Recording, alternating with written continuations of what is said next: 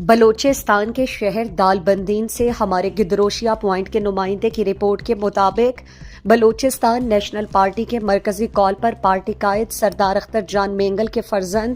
سردار زادہ گورگین Mengal would کے تاجر برادری سمیت سینکڑوں افراد کے خلاف جعلی ایف آئی آر سے متعلق B N P district Chagai کے رہنماؤں نے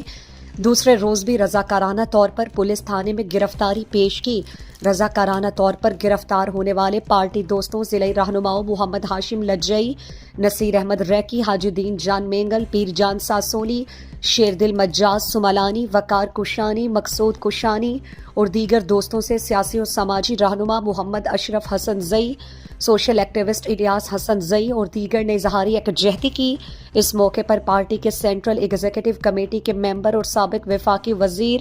حاجی میر محمد ہاشم نوتزئی، سابق ضلعی جنرل سیکرٹری محمد بخش بلوچ، مصطفیٰ کمال ریکی، سینئر صحافی شبیر احمد مینگل اور دیگر موجود تھے۔ سابق رکن قومی اسمبلی حاجی میر محمد ہاشم نوتزئی نے کہا کہ پارٹی قائد سردار اختر جان مینگل کو سیاسی اور جمہوری جدوجہد سے دور رکھنے کے لیے مختلف حربے استعمال کیے جا رہے ہیں۔ پارٹی قائد سردار اختر جان مینگل کے فرزند سردار زادہ گورگین مینگل وڈ کے تاجر برادری سمیت سینکڑوں افراد کے خلاف جعلی ایف آئی آر درج کیا گیا ہے جو کہ بد نیتی پر مبنی ہے۔ حکومت وقت ہوش کے ناخن لے کر فوری طور پر ایف آئی آر ختم کریں۔